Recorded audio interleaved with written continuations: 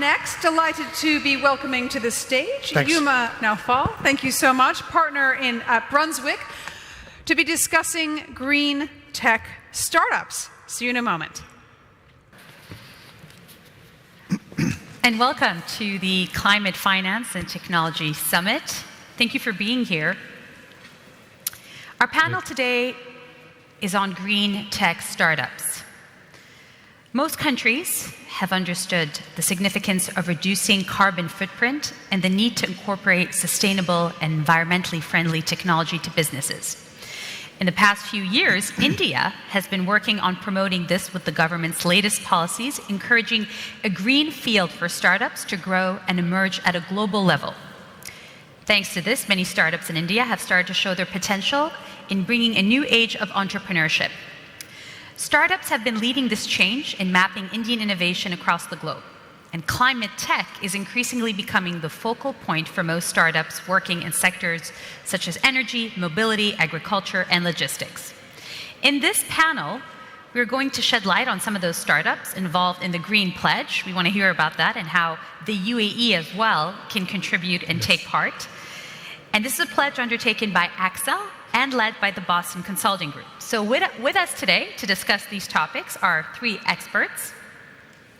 Mr. Prashanth Prakash, a partner at Accel India. As a key member of Accel's India team, he focuses on consumer internet services, online marketplaces, and SaaS.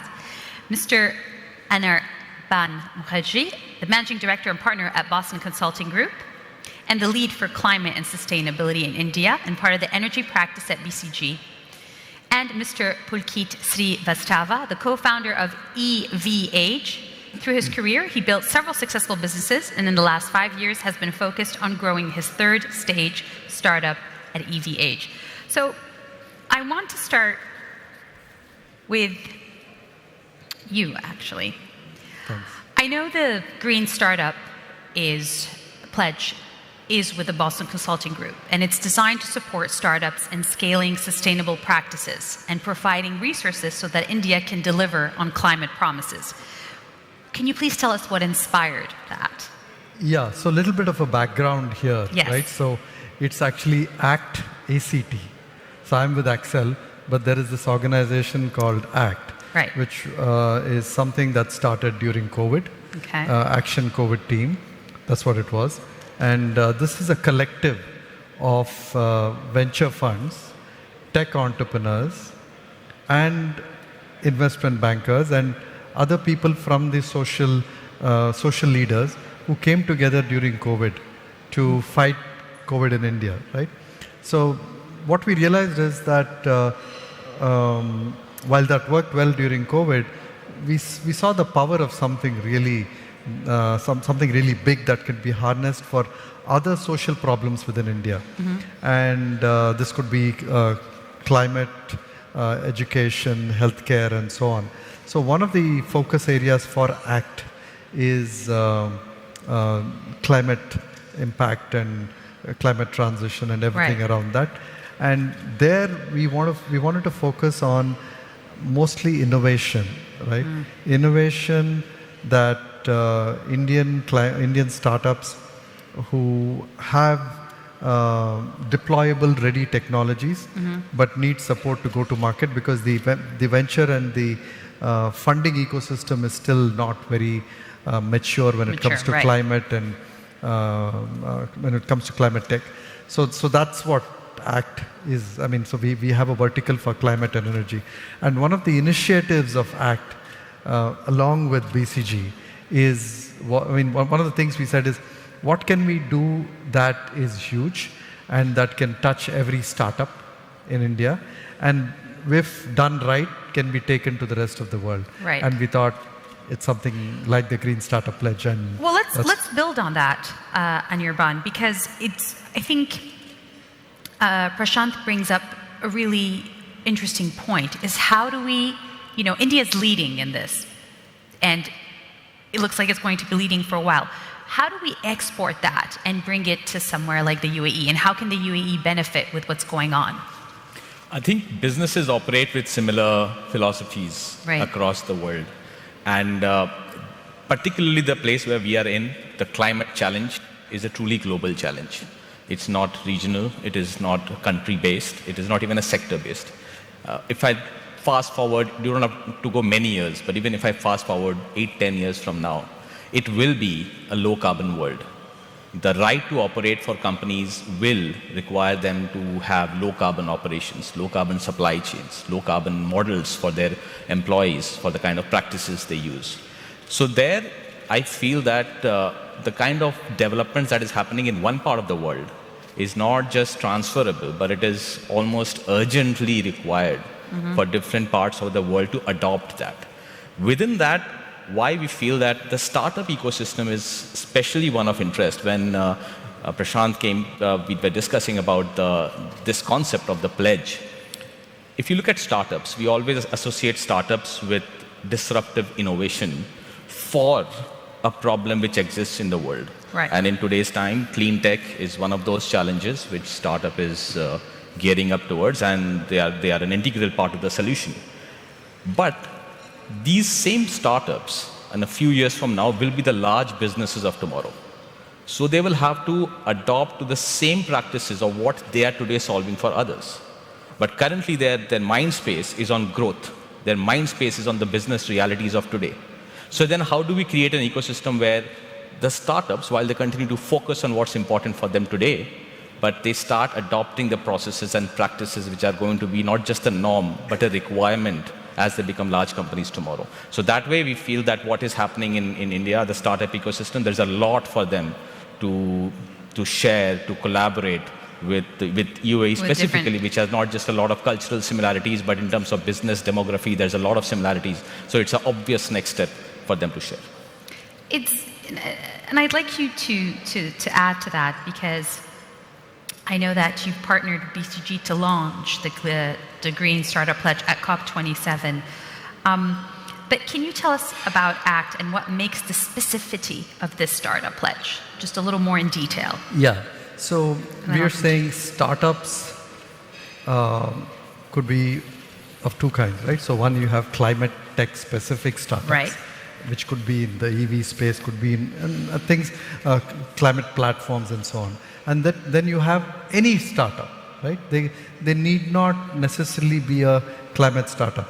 So the idea of the pledge is that how can we get every startup to build sustainability into their design, Yes. into their operating model from the very beginning. And that's where BCG is going to work with ACT to give them a toolkit. The toolkit will have operating frameworks, will give them an ability to do the right measurements, give them access to data to be able to calibrate and see how they are tracking towards their goals. So the idea was that if we can help them build it into their design very early, Right.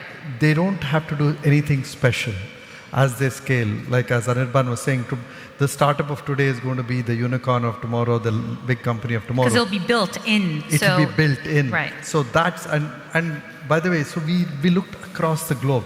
There is no pledge. There is no design for startups to incorporate sustainability in their very early days. Of course, you have... there is none. There is none. This will be the first pledge anywhere in the world. Wow. Nice. It's interesting because I want to bring this to you, Pulkit. When you think about EVage, and one of the goals of sustainability and green tech is to have cleaner tech and cleaner mobility. Tell us about EVage and its path towards cleaner mobility, adding to what our two other speakers are saying.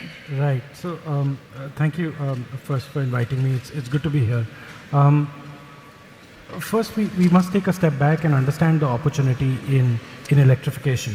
By 2030, $280 billion will be put in electrifying logistics. And we manufacture electric trucks. How much? $285 billion. It's a large amount of money from charging infrastructure. 285 billion is large. Yes, of course, but that's only India. Yeah. So it's very small compared to globally what true. people are going to put. Circular manufacturing is $500 billion industry by 2030 in India. Yeah. It's $2.5 to $3 trillion industry globally. These are large figures, right? The point I'm trying to make that while we are moving towards being green, there are also business opportunities which come in. And the framework, which both of them are working on, will help give a direction to other companies head in the right direction, from circular manufacturing to creating products which can be used and disposed responsibly. That's the background which I wanted to give and how important it is. Right. And I was just talking backstage that we have our own metrics in our company, which is not outwardly at all. Is in our board meetings, we look at a company in 7 ways on where we have moved forward, how much water we have saved, how many trees we have planted, in terms of electric vehicles which we have put on the road. We run a company like a pharma company, because every time you remove a combustion engine and put an electric vehicle on road, you make someone's lungs better. We are in a dire straits. Now, giving this background, what we are talking about electrification, 36% of a city's pollution comes from pollution from vehicles. 2% of those vehicles contribute to 50% of those pollution. While the whole world is focused towards how to go 0 to 100 in 3 seconds, the point is which vehicle we use to go to our office or for leisure doesn't matter that much. What matters is logistics, on which goods are moved, and the vehicle which runs 20 to 25 hours. Where we are innovating on are two things. One is the product. And the reason, we could have built any vehicle we wanted. The reason why we chose freight is because that is the urgent need to make our lungs healthier. Right. That's the one reason. Second, what we have innovated is the way we manufacture. We can manufacture in far more sustainable ways at 1/10 of the cost base and manpower compared to any other combustion engine manufacturer. Therefore, circular manufacturing, smaller factories, decentralized manufacturing, and a great product. That's how we look at manufacturing. This is a very good point. Please add to I it. just want to Yes, add to go ahead, this. please. So this is a very good segue to say that whatever we help the startup to design will also add economic value to them later. Right. So it is just not making a cleaner planet. So the best practices from what Pulkit is doing to make their whole engineering, manufacturing process, greener and more circular, if adopted by other startups, right, will just make their future businesses more sustainable and economically more viable. So there could be a lot of this learnings and sharing of practices, and that's where maybe I'll have Anirban. So Prashanth, adding to the point which you said, we look at, usually vehicles or mobile phone or consumer electronics have been looked at an expiry date. A phone should not last more than 2 years or 3 years or 1 year so that you repurchase it. We have had engineering since time without beginning to manufacture products which last longer. Our idea is to use a battery technology, and we have tied up with Toshiba, which essentially gives us a battery technology which lasts 10 years to 8 to 10 years. And 50% cost of the electric vehicle is the cost of the battery.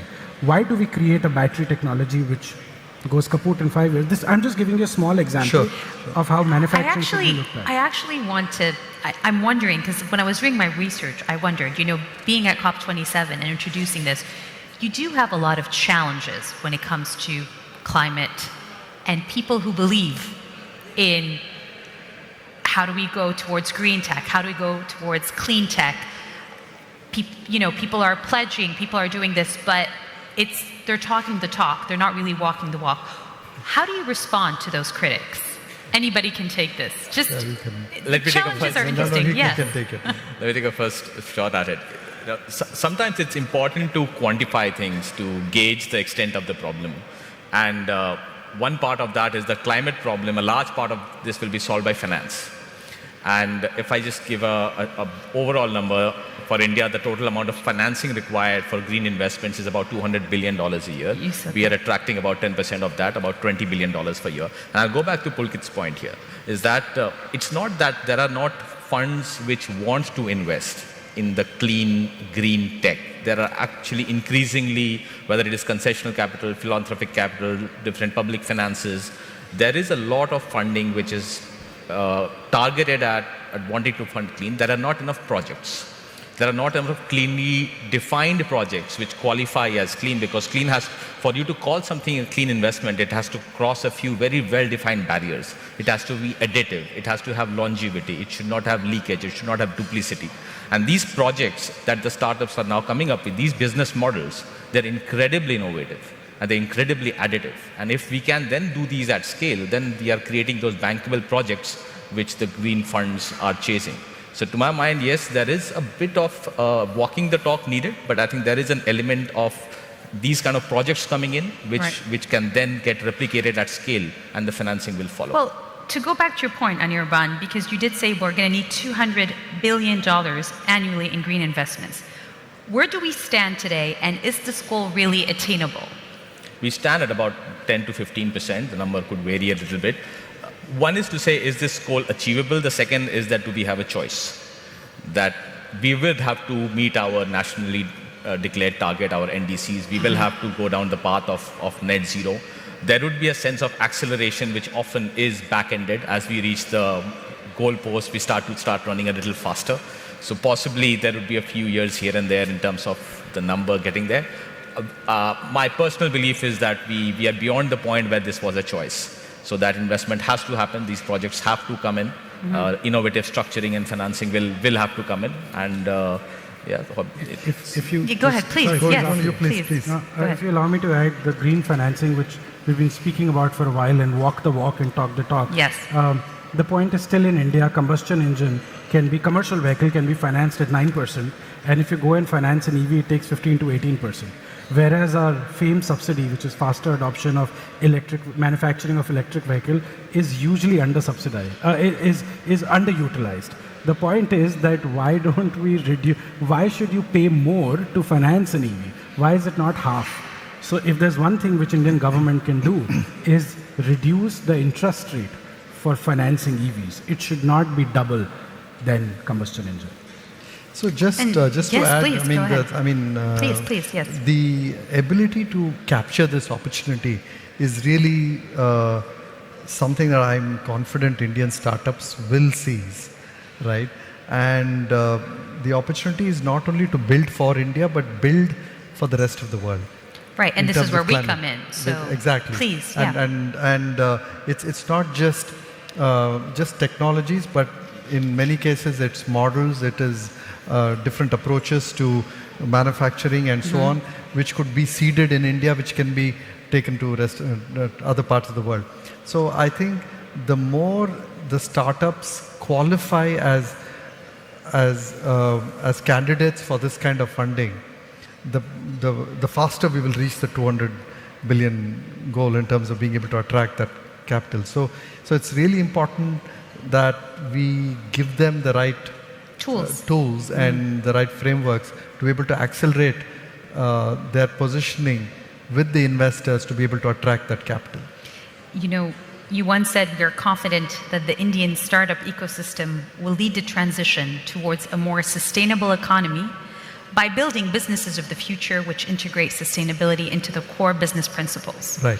So, and you were just telling me this is the first pledge of its sort. Yes. So looking into coming into the Arab world, for example, or the UAE, is it something that we can easily export?